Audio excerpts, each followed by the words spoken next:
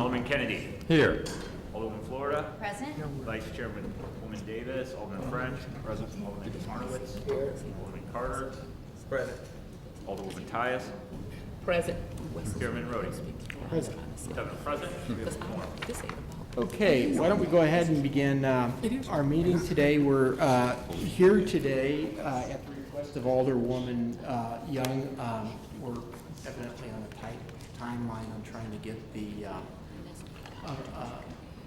actually, I guess it's an amendment to a previous agreed to lease that would alter something that we had already passed a bill for earlier this year. Before we get into that, I just wanted to say, we started today, I know my predecessor used to meet at 10, I moved it up to 9, and I would prefer to actually move it up early. What time do we open up down here, Dave? 8?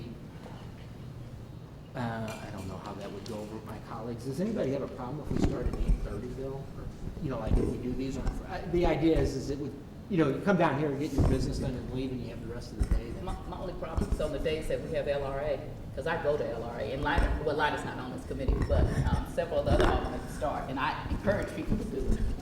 Okay, and so today, like, I had to run over here, and they usually let the aldermen go early, so only on the last Wednesday, that's the only time I would have like a little conflict, because LRA starts right at 8:30. Does it? Okay. Does anybody else have a problem if we move this meeting up to 8:30? The idea we'd get down here and then we could, you know, kind of break up the morning if it's at 10 o'clock. But any other day, you know, if it's just not Wednesday. Okay, I will try to keep that in mind. What I try to do is accommodate people when they have schedules, and so I can't even understand. What was the original, what did Fred used to do? Fred used to meet on a certain Wednesday every month, didn't he? 10 o'clock? I don't know what the method was.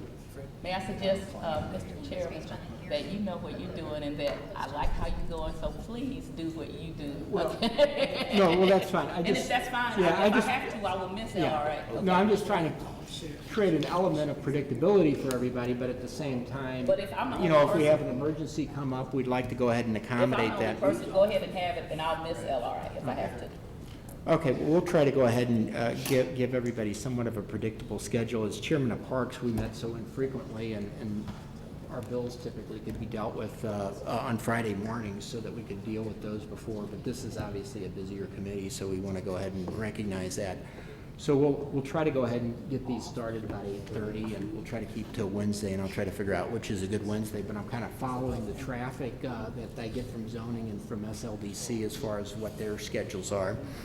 I want to talk a little bit about, I told you last time I had been doing some analysis, and I've made some progress on that. I thought I'd hold that till at the end of the meeting, and we could discuss that. I'm waiting for him to produce some stuff for me and bring over.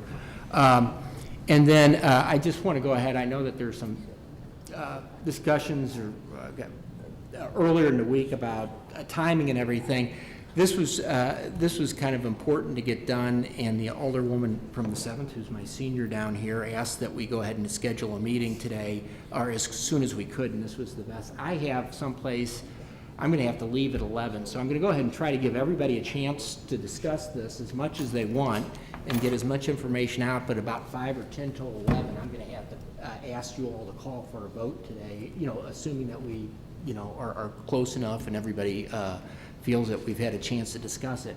So I'm not going to try to cut anybody off inappropriately, but I have about 15 or 20 people waiting for me at noon that I have to be at. And it's about half an hour, 45 minutes from here. So I am going to go ahead and try to give everybody a chance to ask as many questions as they need to get comfortable, but we are going to go ahead and try to move this along at a reasonable clip today. So with that, preamble, what I'd like to do is, I was told I have to announce this as a new ordinance or a new TIF, so we have to go ahead and have announce that it's a public hearing. Is that correct? Okay, new SID. Okay, so this is a public hearing. So with that, we'd like to go ahead and recognize the sponsor, Alderwoman Young, on her board bill. Thank you, Mr. Chairman and members of the committee. Again, I bring to you a bill about the Renaissance Grand. I think I brought several of these in the past. We thought that we had completed the negotiations in January with the bill that was before you at that time. However, in order to maintain this hotel as a Marriott, there was a stipulation that Marriott has to agree to the improvements. When the agreement on improvements that the developer was going to make were submitted to Marriott, they came back, and when those agreements were priced out, there was a $7 million gap. And so the bill before you today is to help diminish that gap. So the bill before you provides for the sale of this hotel, once again, with a closing date of June 1st. That's why it's before you now. It is going to protect, again, the city's ability to repay the 108 loan that is outstanding on this. And it also contains a clause saying that the hotel employees will be represented by a bargaining unit. So with that, I'll turn it over because I know that you received packets on Monday of all the documents, and I'll turn it over to the attorneys if you have any questions.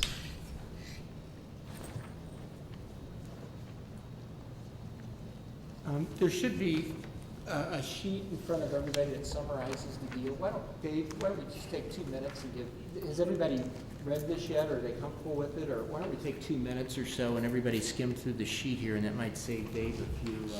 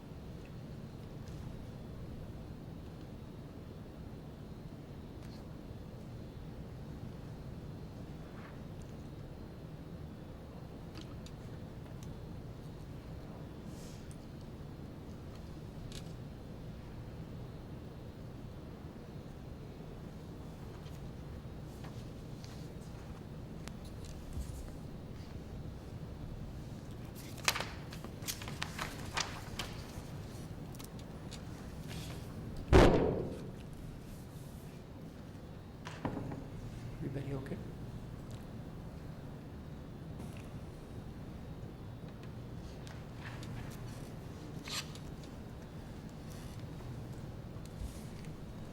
I think everybody's read the summary, so why don't we go ahead and start, Dave?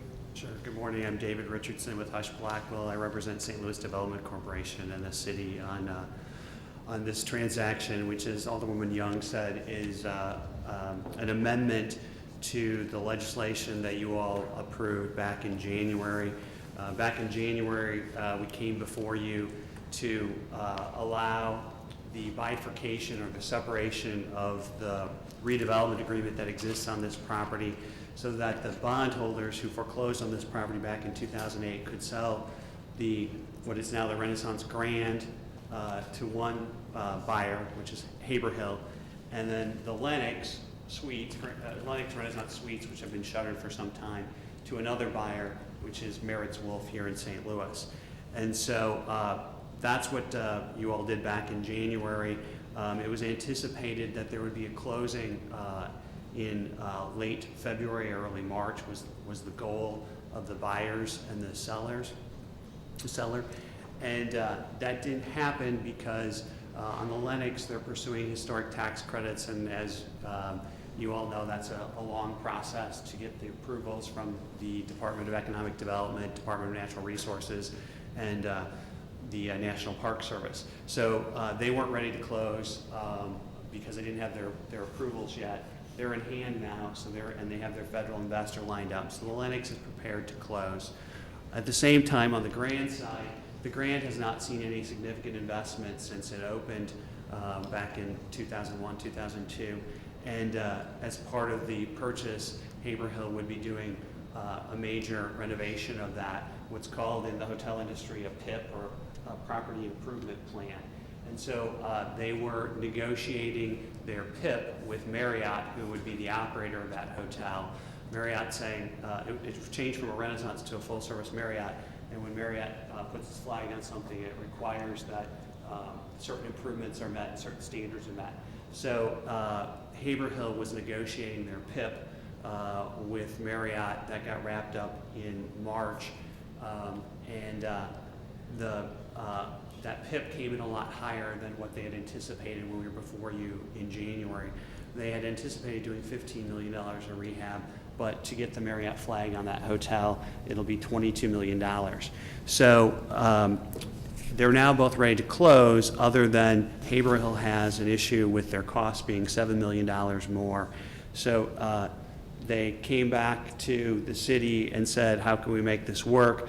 And so we're before you here today with an amendment to the redevelopment agreement for the Grand, not for the Lennox.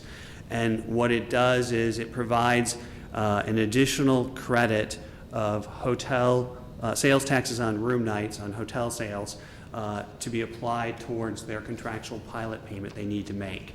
And we size that payment. It says it's in the board bill, if you see it, says 54% of the 3% city sales tax that's imposed on room nights would be a credit against the payment that they need to make to cover the 108 loan. And the 54% was derived at because we looked at their need, we looked at what it would take to get the deal done and the value of that. We also said if we're going to make an amendment, there needs to be something given back to the city. We want to get this hotel closed because obviously it's not in the best interest of the city to have the bondholders who are not going to put any money in it continue to run the hotel. So in exchange for assisting with an additional credit for while the 108 loan is outstanding, and if you recall, the 108 loan remains outstanding till 2020, so it's a credit for 7 years, that they would forego the tax abatement you all previously agreed to give when they build a new ballroom block, and that they would shorten the community improvement district by 5 years, that they would commit in the agreement that they must spend $22 million to get this credit rather than the $15 million they previously committed to. And then also, as the Alderwoman said, that they would have worked out their collective bargaining agreement with the union and Marriott for the operation of it. So what this amendment does, as the Alderwoman said, is authorizes First Amendment to the redevelopment agreement, again, changing it from $15 to $22 million of work that they must do, foregoing the tax abatement, assuring that there's a collective bargaining agreement, and then pledging the 3%, 54% of the 3% sales tax on room nights for the 7-year period of the 108. And then finally reducing the SID by 5 years. In the larger packet, I think I understand this stuff pretty good, but I tell you, it took Dave an hour for me to walk me through this last Friday.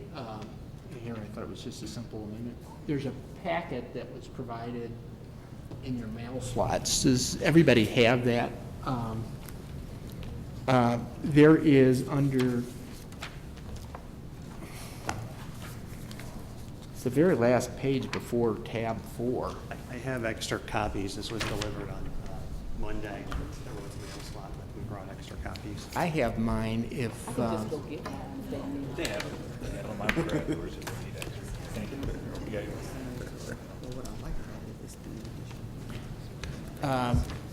so in that packet, the last page before tab 4 is a comparison sheet that I asked Dave to prepare because it helped me. And Dave, is this the sources and uses here then? Is that was the original sources and uses, is that correct? Yes, and if you're, I could walk through the packet if you like, just briefly what's in there. Well, I found, just for purposes of making sure we're all on the same page, kind of isolating what's different between what happened before and what we're talking about today should be summarized on that sheet, as I understand it. Did you say the last page, 25, is that the page you're talking about? I don't think it has a page number. Oh, before 4, okay, that's the last. It says, it's Convention Headquarters Hotel Comparison of 2014 legislation. But behind tab 3. Thank you.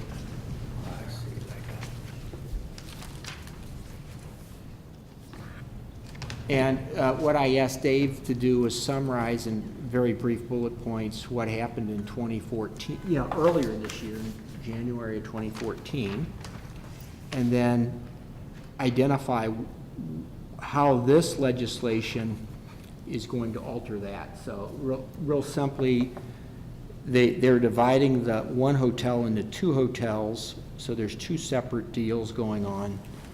The smaller of those is the Suites Hotel, and very little is going on in there. In essence, they're reducing the term of the SID from 40 down to 35. So, this, when I say little is going on, this legislation has little impact on the smaller of the hotels.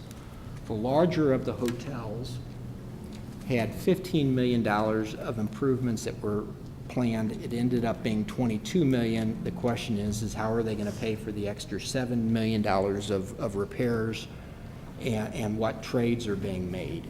And so this legislation is codifying some of the agreed upon changes, and those changes are on the bullet points listed in the April 2014 row.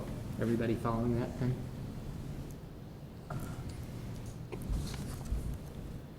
So I presume there's going to be some questions. Or Dave, did you have anything else you wanted to say, or do you want to walk us through these bullet points? I mean, I found this helpful when I went through this, but. Sure, and I could go through again, the packet may look like a stack here, but the bulk of it is the ordinance that you previously passed in January. Item 1 is the board bill before you in this packet. Item 2 is the January ordinance that you all passed. Item 3 is the comparison that Alderman Roddy just went over. Item 4 is the original capital stack and sources and uses from the hotel transaction done in 2000, which I located and stuck in here for Alderman Tyus, who had asked for it before. I was just going to ask you that question. I apologize. And item 5 is the PIP, or the Property Improvement Plan, that I talked about, that got finalized in March. And then item 6 is just a brief bio of Haberhill, which is the buyer for the grant. And then with respect to the comparison that was behind tab 3, Alderman Roddy kind of hit all the high points again. What we tried to do is show you what happened in January of 2014 and what the changes are here in April. As he said, there isn't any real change to the Lennox Suites side of it, other than to shorten the SID. The reason for that is it's one community improvement district. Tax rates need to be uniform, terms need to be uniform. So if we're reducing the grand, the Lennox has to come along. And the big thing again is to reflect their new PIP of $22 million as opposed to 15, and figure out how to make this closing happen. The closing dependent on passage of the legislation, would be before June 1st, which is what you all originally put in the ordinance that they need to close on or before June 1. Okay. Why don't we go ahead? Where's my committee list?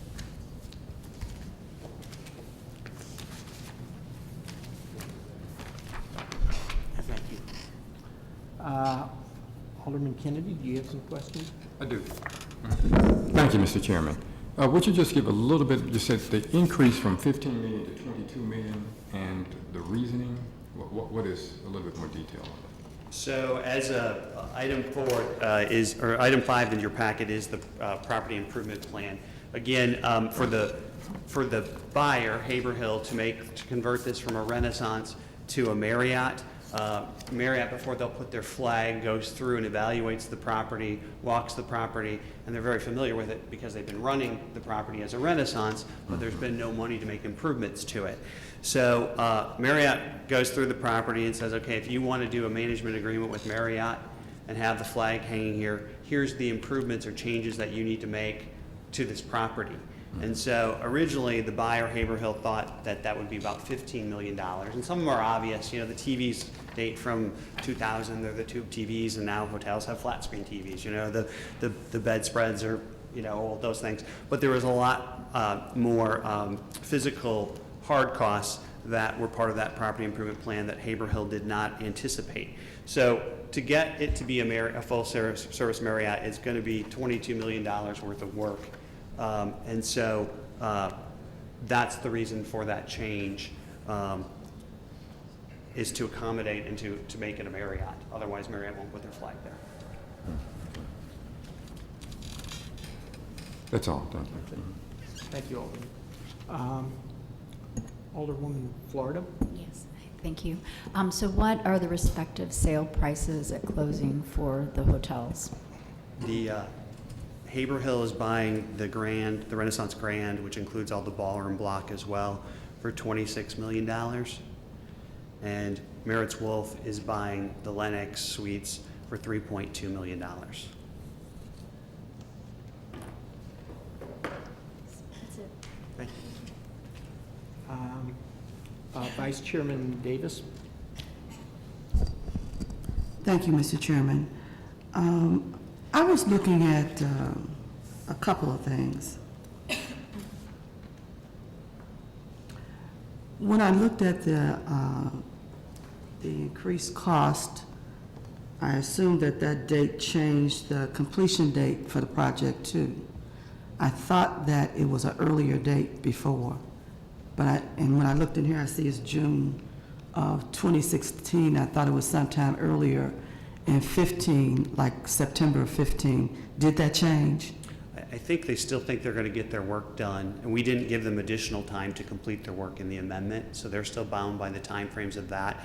I think you're referring to the original closing. They were hoping for a Valentine's Day closing originally, and then it became a March closing. And what happens is that you can't sell one without the other, so the two have to go hand in glove. So the Lennox is ready to close. It's just the bondholders can't sell the Lennox without selling the Grand, and vice versa. So they're going to be both together. But the time frame for completion of it, there's no additional time granted for them, and they'd still be on track.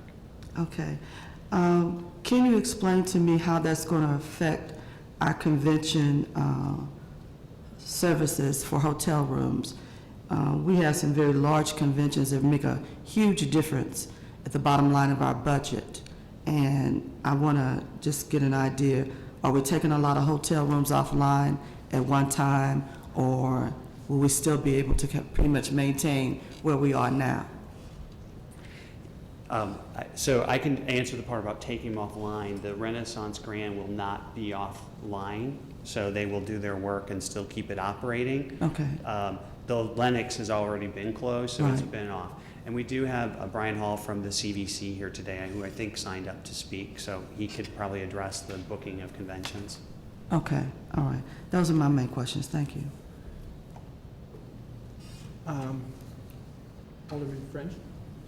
Yeah, just one question. So in Marriott's list of brands, isn't the Renaissance supposed to be a higher brand than the regular Marriott?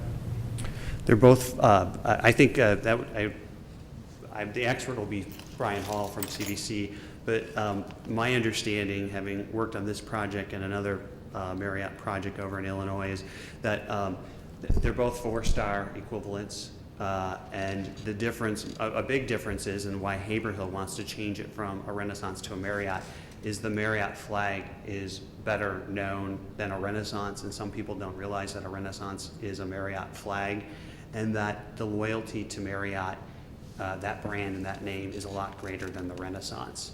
And so, and that's their big major reason for it. And then there is no Marriott flag downtown anymore. When this hotel was done, if you recall, what is now the Ballpark Hilton was a Marriott. And so that's why this was a Renaissance, because we already had a Marriott downtown.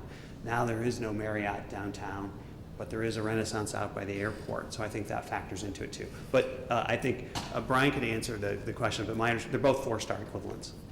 No, that's fine. That's it.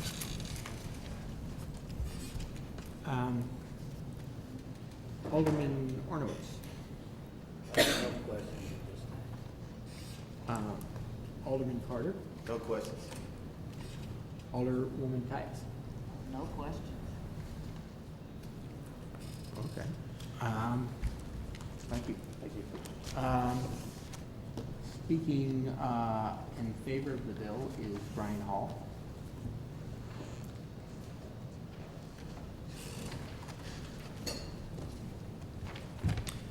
Good morning, Mr. Chairman, committee members. Well, first of all, to address the issue of Marriott and the strength and the power of the Marriott brand, it is synonymous with quality and the standard of global hospitality service, quite literally around the world. It is unparalleled. It is much stronger than the Renaissance brand. In fact, the Marriott hotel chain, which I at one point in time actually worked with Marriott hotels and have a lot of insight into the Renaissance brand, they have struggled with the Renaissance brand since they bought it. The Marriott brand is going to be a much more powerful play for them in meeting the standards of the Marriott brand. I think is going to be very instrumental in maintaining the vitality of meetings and conventions in this community. Just want to share with you a couple of quick statistics, if I may. In 2014, the Renaissance Grand has or will serve as the headquarter hotel for 21 citywide conventions, including the first robotics convention that just left our town. That's 84% of citywides in 2004, accounting for more than 200,000 hotel room nights. When we look at future years and future commitments to the Renaissance Grand, we will be looking at hopefully the Marriott Hotel as the host for 56 citywide conventions, accounting for more than 650,000 future room nights. Define what a citywide convention is. A citywide convention is a convention that is 1,000 or more hotel rooms on its peak night that comes to St. Louis for a period of anywhere between 3 to 4 evenings. So a citywide convention are the largest of the conventions. There are a lot of what we call single hotel pieces of business that will book the Renaissance Grand or book any single hotel or even a combination of a couple of smaller hotels. But a citywide convention is a group by definition that needs to spread its resources between the Americas Center for its meetings as well as several hotels in the downtown area. We have received over the past several years, further to David's comment, that there has been no renovation of this hotel of consequence since it opened. And the customer complaints and concerns that come our way and come the way of the management team of the Renaissance Grand are increasingly of concern in reference to the Convention and Visitors Commission being able to maintain the booking pace of future meetings and events, especially against the backdrop of what's happening in reference to new developments in several of our competitive cities. For example, number one, JW Marriott in Indianapolis opened in 2011, and it's a wonderful premier hotel of nearly 1,000 guest rooms, and it's major competition for us. We need to keep up with the Joneses. In Dallas, Texas, a 1,001-room Omni Hotel just recently opened, and it's attached to their convention center as well. In Houston, a 1,000-room Marriott hotel just broke ground. And then lastly, in Nashville, Tennessee, we have a new 800-room Omni hotel that is presenting a major competitive threat. So these projects, as they're coming online and they're providing meeting and event planners new alternatives, compel us to support the necessary renovation of the Renaissance Grand and the reopening of the Lenox as a Courtyard by Marriott, as we think both moves will be very instrumental to the future of the vitality of meetings and conventions in downtown St. Louis. And with that, I'll address any questions.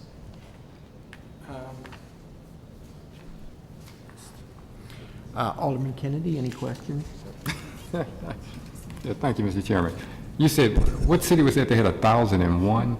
Yeah, it's What's the one? kind of an odd number. Don't ask me why, but they did 1,001, and that city is in Dallas, Texas. Dallas always does it. Perhaps you could ask for that one the next time you travel. That's all I have, Mr. Thank you. Chairman. Alderwoman Floria? No questions, thank you. Thank you. Vice Chair Davis? Oh, No questions. Alderman French? no questions. Alderman Arnowitz? No questions. Alderman Carter? No questions. Alderwoman Tyus? I have a question about, you said the renovation there, so since it opened in 2003, there's been no updates, no renovation at all. Is that what you stated? There have been no guest room renovations Okay. other than a couple of minor improvements as I understand it, so I'll revise that ever so slightly. I think that there were some minor infusions of improvement in the guest room, but overall, the soft goods in the guest room are the same soft goods. You know, the furniture is the same furniture that was originally installed in those guest rooms when the property first opened. How often is it recommended, if you know? Every that- 7 years, on average, a hotel soft good renovation needs to take place to maintain its contemporary status and competitiveness.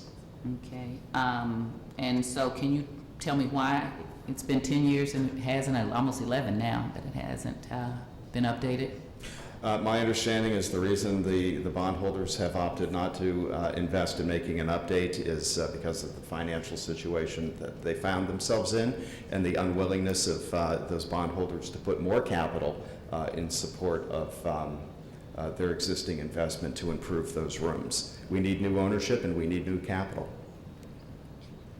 So we didn't have good financing when we did it back in 2003, which was when it was the last, 2001, when was it? 2002 maybe when we did it. So we didn't really have enough capital for that, or why are the bondholders, tell me, so let me not put words into your mouth, why have they opted not to make updates? I can't answer that question. The bondholders would have to be responsible for answering that question. I can't infer. Okay. I already know the answer. I knew it when we sponsored the bill when I was here.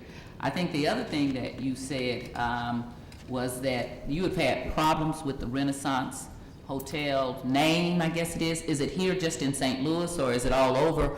Well, not you, but Marriott, I guess is that. Is it all over the country, all over the world, or here in St. Louis that we've had problems with the Renaissance name? I think it's a ubiquitous problem that is probably shared in common with many Renaissance hotels as part of the chain. And as I mentioned, I used to work with the chain in conducting many of their marketing programs, and I know that the Renaissance brand still lacks association with the Marriott chain, and it still lacks understanding as to what it represents to a traveling public, unlike the Marriott brand that has become very established and well-known.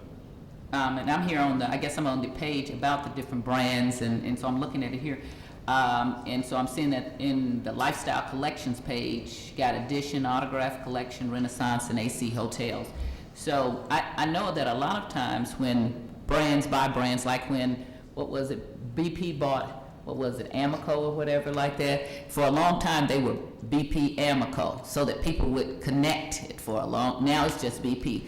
But for years it was that. So is there, if you know, was there a reason why Marriott wouldn't have opted to do something like that to connect it all together, or did they do that and I just missed it? They never associated the name directly with Marriott. to my knowledge. Unlike some of their other product extensions, for example, Courtyard by Marriott, Residence Inn by Marriott, if that's what you're suggesting. That is common precedence, and I will tell you that that happens oftentimes with product extensions where you have a parent brand that extend downward. However, they never extend a parent brand upward. Right. Case in point, the Ritz-Carlton, you never see Ritz-Carlton by Marriott.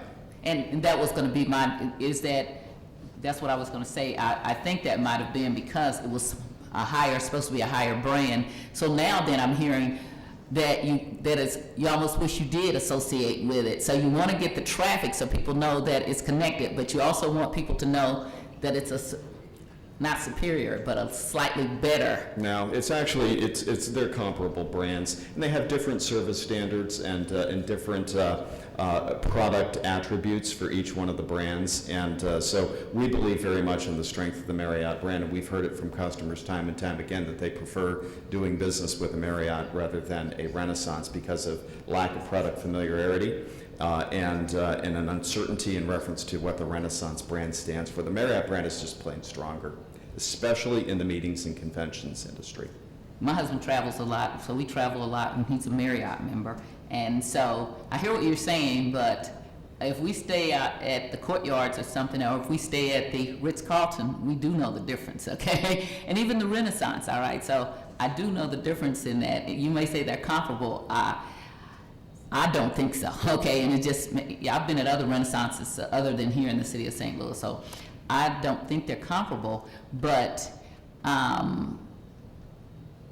so you don't see this as a downgrading, you just see this as strengthening the name recognition, is that what we're saying? That's entirely correct. We see this as strengthening the name recognition and the product familiarity within the context of our customer set.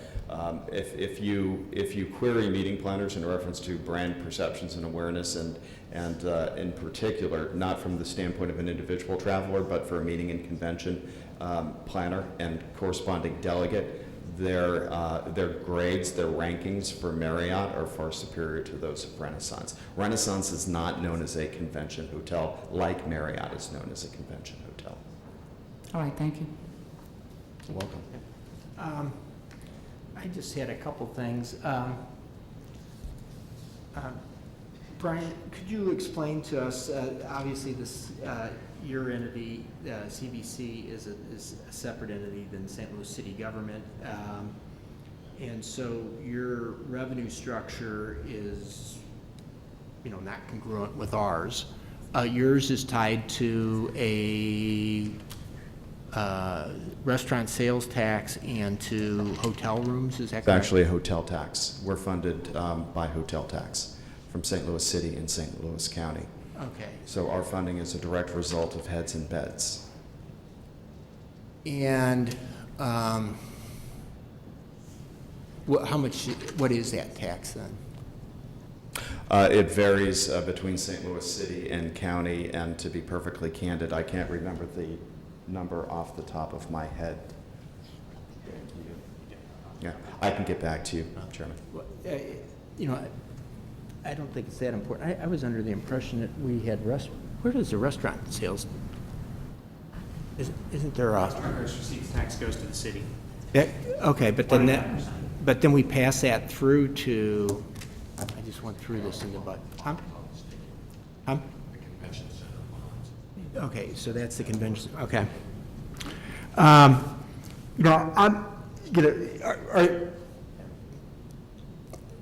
What the Alderwoman from the first was referring to, and obviously we can't speak for the bondholders, but I think some things are kind of prima facie.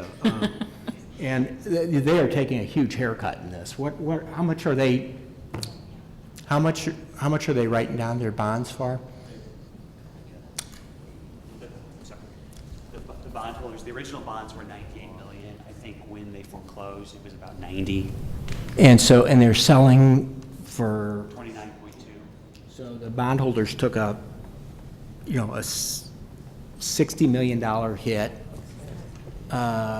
We wisely, I guess, went ahead and secured our 108 loan, so we've been at least getting paid back. But the magnitude of the, underwriting error in this thing is kind of amazing. And I guess it's even worse than that because it was fed by a number of years by whoever bought the tax credit, so they wouldn't go ahead and end up, getting those things pulled out from, who bought the tax credits again? So in your capital stack, it has the word Housing Horizons, which is Kimberly-Clark. the paper Kimberly company. Clark. So, and I'm sure they took a beating on this as well then. They did. So, I'm supporting this, and I want to kind of be clear because I'm really spending a lot of time. I spent about 50 or 60 hours on this already, and I'm not even where close to being done. But we really have got to start giving some thought to how we're underwriting these things. Now, we're in business with the Convention Center Hotel, so that thing has to stay open, but we just have another hotel that's going downtown. I got a couple hotels that are wanting to be built in my area. They're all looking for tax breaks. And, if you're building a business plan, and again, I don't know, we have to start really tracking our revenues and really understanding them. And the city's revenues, our goals are not necessarily congruent with yours because our cost structure is going to be different than what your cost structure, our revenue structure is going to be different. We don't know what we're making. I don't think anybody in the city knows what we make on a per visitor per day average. And that number, we need to understand that. And, it's okay to lose money on a hotel deal if we make money somewhere else. But I don't know today if anybody in the city understands that. We actually have that data, and I can supply that to you. Okay, it's just that you're probably looking at it from your cost structure. Our cost structure is much different. When you develop a business plan, the idea is you go ahead and you make an investment in something and you turn around and figure out how you can go ahead and charge something. My understanding, the convention center, the stadium, all these things were lost leaders, so that we go ahead and we subsidize them, but the idea was we get paid full boat somewhere else. And what this is telling us is we're not getting paid full boat over here. And, we really, we got another very large hotel downtown that, that is vacant, I guess, and they'll be coming back. And when I first came down here 25 years ago, I think one of the first things I voted on was extending their 25-year tax abatement. It's 25 years later, and they'll probably be back asking for tax abatement again. At some point, we're supposed to be subsidizing things to create demand, not subsidizing supply, which actually begins hurting us. And there's exceptions to those rules, but it ought to be done with really a fundamental understanding of the underlying finances. And I don't think anybody in the city currently has that understanding.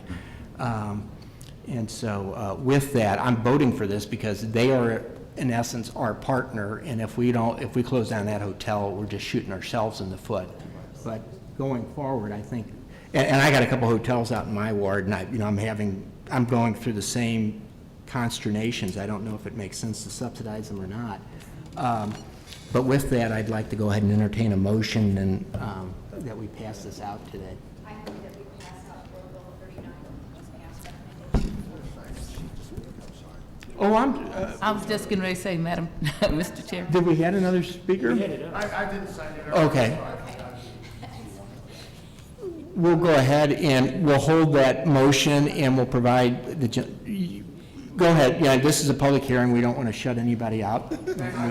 Yeah, sure, no, that's fine. Just state your name first. My name's Kevin McMahon, president of the United Beer Hotel Restaurant Employees Union, and our union represents almost 500 workers at that Renaissance Grand Hotel, and we just ratified a new 3-year contract down there just 2 weeks ago to take care of these workers. And if something happened to this big hotel that we have, it's going to put 500 of my union members out of work, and which a large majority of these members do live in the city of St. Louis. So we're all in favor of keeping this hotel open as a Marriott, 'cause my contract is with Marriott Hotels. So if there are any questions, but I just... Any questions? Do I need to go through the list, or are there any questions? No, I'm sorry. Let me go through the list then. Alderman Kennedy? Yeah, Okay, I know you're speaking in support of the board bill. I'm sorry, I didn't catch, who are you with? Kevin McNabb with Unite here, it's the Hotel Restaurant Employees Union, we represent, I don't usually use these when I talk. We represent people that work in hotels, casinos, Busch Stadium, a lot of different properties here downtown. So the hotel workers, the maids, housekeepers, the cooks, and people in the hotel. Okay, all right. Thank you. Alderman Florida? I just wanted to thank you for coming down. You represent 500 employees that work at this hotel. Yes, ma'am. Okay, thank you. Thank you. Yeah. Vice Chairman Davis? Oh, I just wanted to ask you directly, you've had conversations and you have an understanding that your bargaining agreement will be upheld? Yes, ma'am. Okay, I just need to hear it. I Oh, saw not it in yet. writing, but I want to hear it from you. Thank you. Alderman French? No questions. Alderman Ornowitz? Alderman Carter? No questions. Alderwoman Tice? I'm sorry, can you say your name again and spell it for me? Okay, it's Kevin McNatt, M-C-N-A-T-T. N-A-T-T, okay, so I Yes, had ma'am. that wrong. And what is your official title? I'm president of Local 74.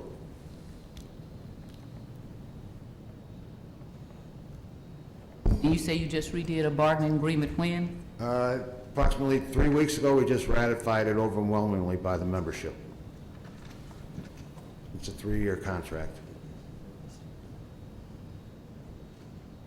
Thank you. Thank you. Okay. Well, why don't we go ahead and I'll entertain Mr. that. Chairman, Yeah. I Oh, I'm did have sorry. another point here before we entertain the motion. I really would urge the sponsor, if possible, to hold this particular bill at this time and giving us a little bit more time to digest and have some other discussions before calling for a vote. I would really urge the sponsor.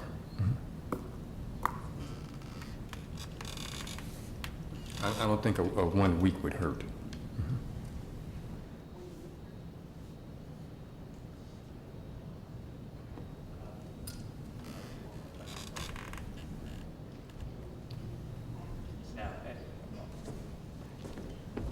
I don't think that would affect their closing. I would just, at the end of this, want you to close the public hearing on the CID part, and then we could continue at your next meeting to discuss the bill.